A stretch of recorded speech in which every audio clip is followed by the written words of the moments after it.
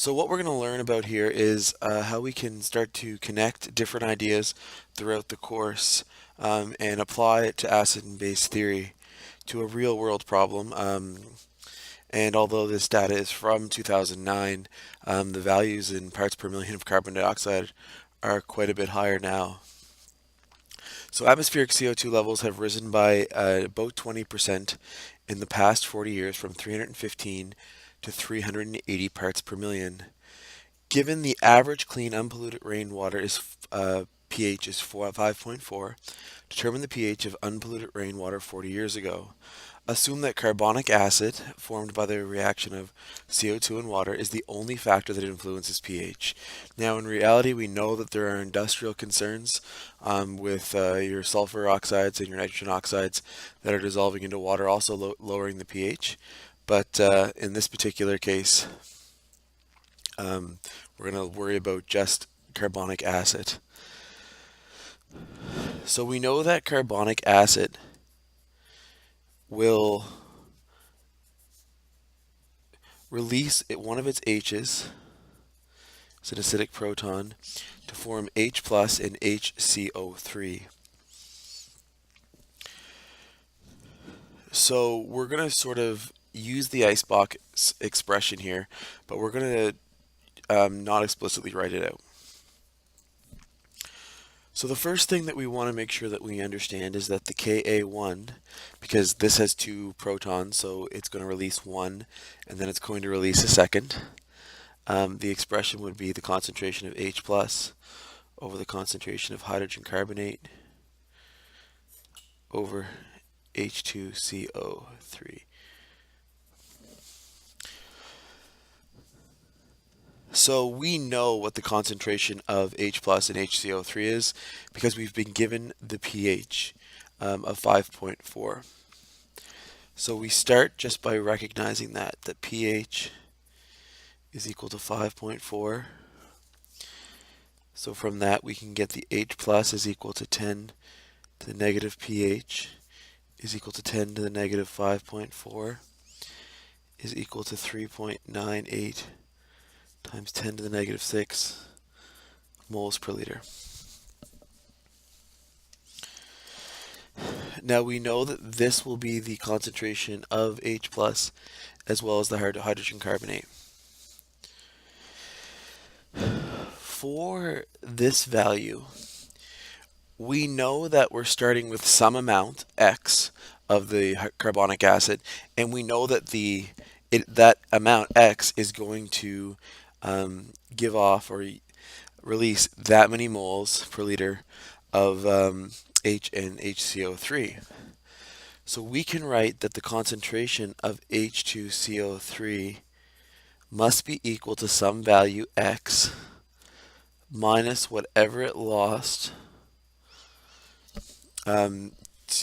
to form the carbonate ion and the H plus ion.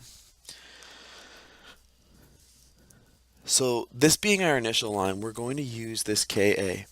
So we look at our appendix D and we find that the Ka of carbonic acid, the first one, is 4.3 times 10 to the negative 7. So we put these values in, 3.98 times 10 to the negative 6. This is the same as this. So rather than rewrite it twice, I'm just going to square that. And on the bottom, I use the initial expression from before. 3.98 times 10 to the negative 6. So X minus whatever was above it.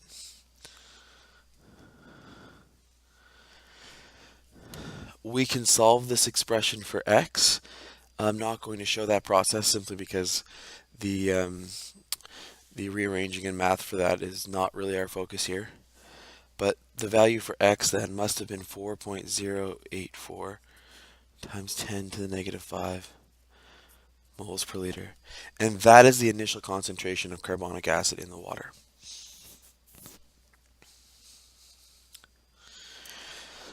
So now we want to deal with the parts per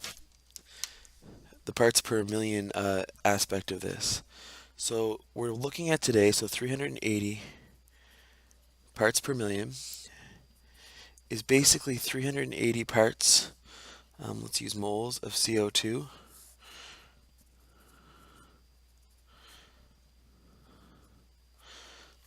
over a million moles of air.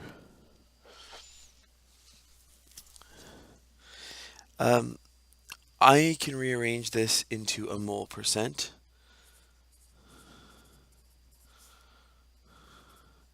which is the moles out of 100.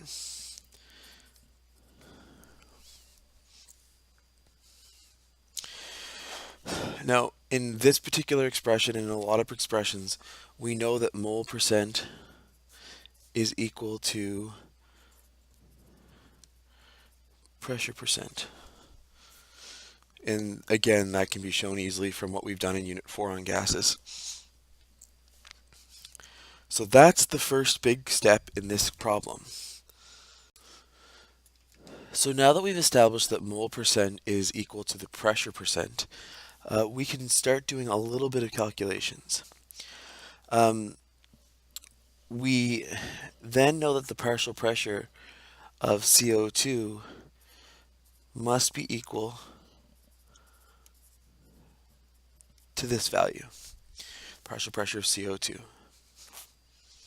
Again, what you've done is you've converted 380 parts per million of carbon dioxide and air, assuming 1 atmosphere pressure, into a partial pressure. That's all we've done.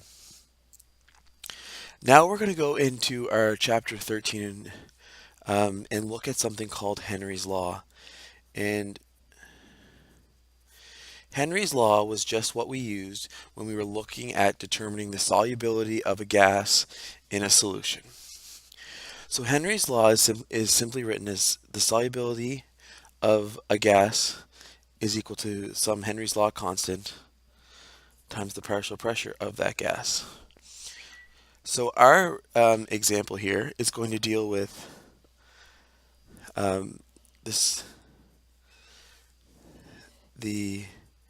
solubility and the partial pressure of CO2.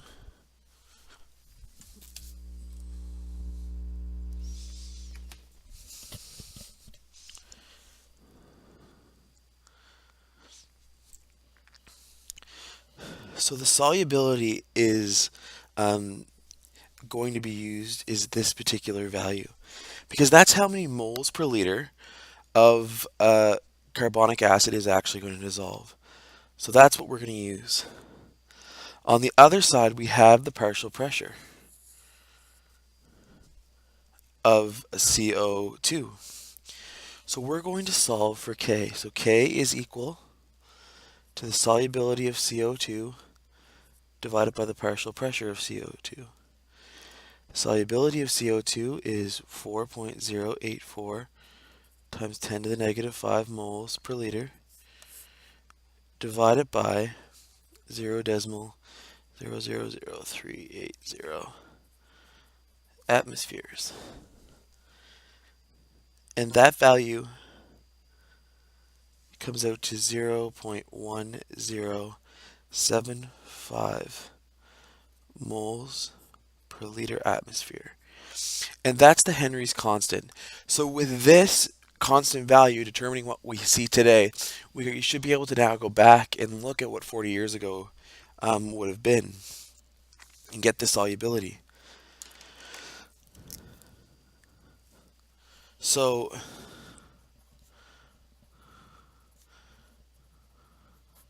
for 40 years ago, we're going to go back in time. We know that the solubility of CO2 is equal to the Henry's constant for this particular situation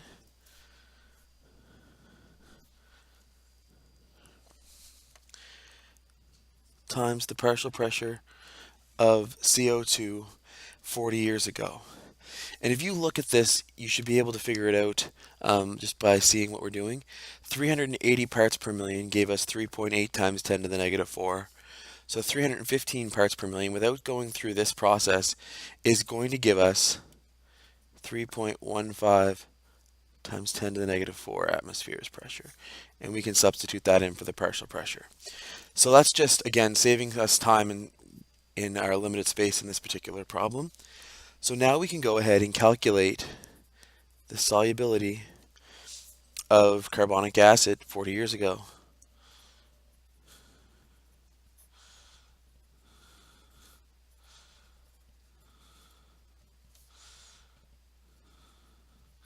So atmospheres cancel, and that's going to give me moles per liter, 3.385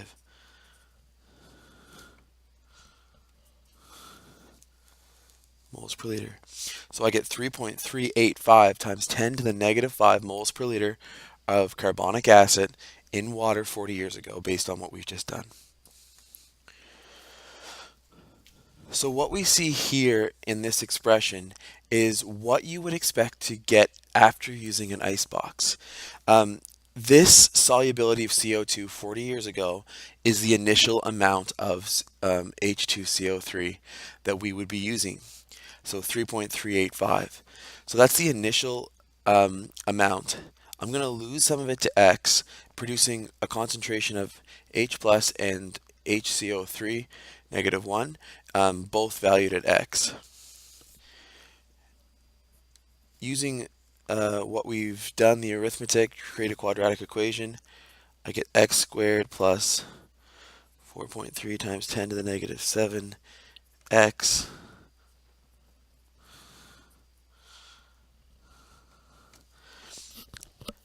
1.456 times 10 to the negative 11 is my C term.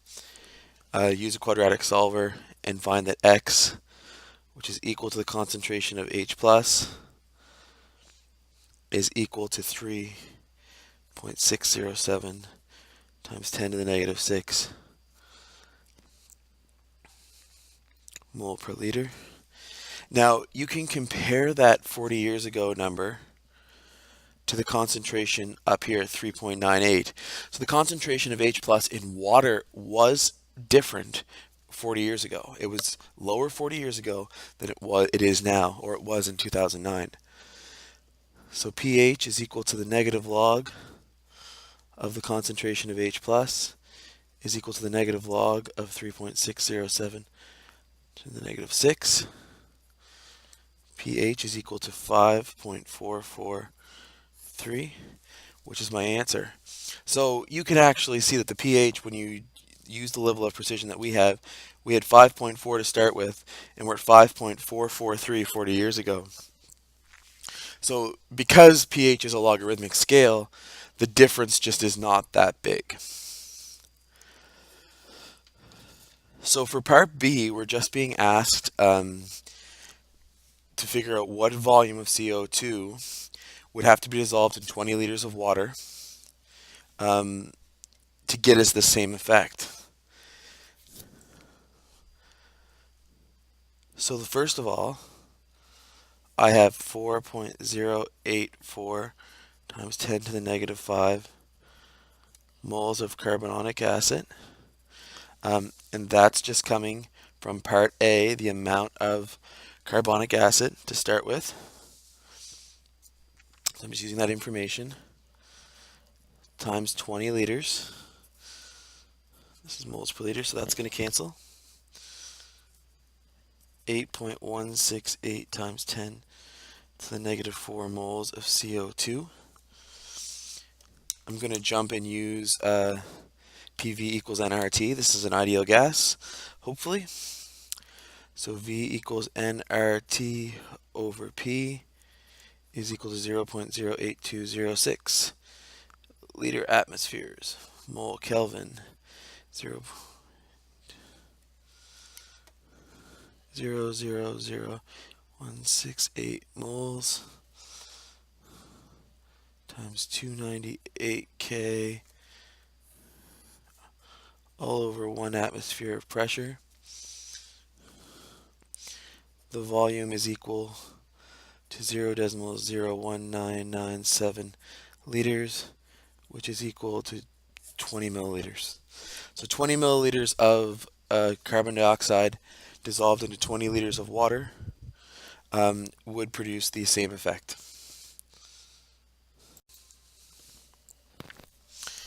So we have iodate plus 3 moles of sulfite producing iodide plus 3 moles of sulfate. We're going to look at kinetics here, which is a nice way to see how this is starting all to tie together. Remember what kinetics is. It's very much connected to equilibrium, where kinetics just describes the rate of reaction. Equilibrium just discusses a point where the forward and reverse reaction have the same rate. So it's all the same topic, it's just a different aspect of the same thing. So this reaction was found to be first order in iodate, first order in sulfite, and first order in H+. So write the rate law for this reaction. So rate is equal to the rate constant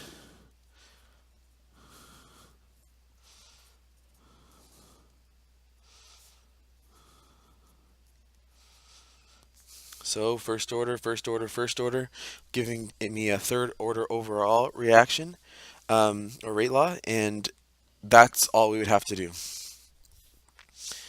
Question 2 is really where we're going to use a little bit of acid and base theory. And one of the first things that we would notice about this equation is that there is no hydrogen ion or hydroxide ion present. However, in the rate law, hydrogen ion is present. So that immediately tells me that this reaction is pH dependent. So that's where we enter into chapter 16. It says, by what factor will the rate of reaction change if the pH is lowered from 5 to 3.5? Does the reaction proceed faster or slower at lower pH? So the problem here is that pH is a logarithmic scale. So we're not just talking about the factor between these two. We have to deal with it with regards to a logarithmic scale. So we write the change in pH is equal to the final pH, take away the initial pH. And in this case, it's 3.50, take away 5.00, equals negative 1.50. We can expand this. The change in pH is equal to the negative log of the concentration of H plus final, take away the negative log of the concentration of H plus initial. Trying to clean it up a bit, so negative pH is equal to the log of H plus final, take away the log of H plus initial. So we're defining the difference between two logs, which means we can rearrange this into a quotient. Negative change in pH is equal to the log of the final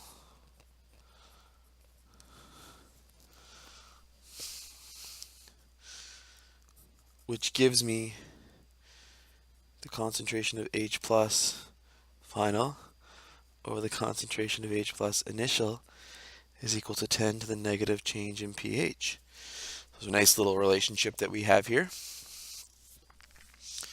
So let's solve for this, the change in pH final over the change.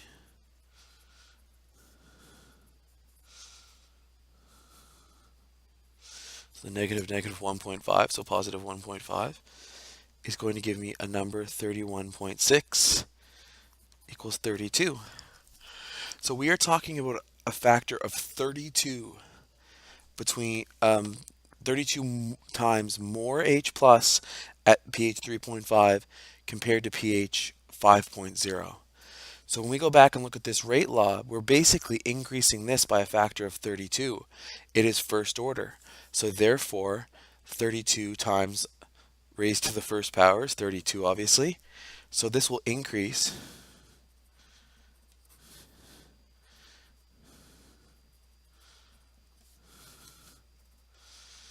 by a factor of 32. If we did a question where it was H plus to the square, or a second order with respect to H plus, then it would be 32 squared, would be the effect. So finally, dealing with the last question, it says, by using concepts discussed in kinetics, explain how the reaction can be pH dependent even though H plus does not appear in the overall reaction. So there's really only two possibilities that we have in this reaction. That H plus, it must be an intermediate. So basically it is part of the rate determining step, which is not in the overall reaction. So we would call that an intermediate. Or a catalyst, and a catalyst would not necessarily have to appear in the overall equation. We would see it show up in step one and then the products of the final step, but basically either way, we would know that it would have to be an intermediate or a catalyst. That's the simple answer for this. Generally, I would expect this particular problem to have H plus as a catalyst in this reaction, and it's just not written in the overall, but it does appear in the rate law. So that would be just how we would go about using kinetics here.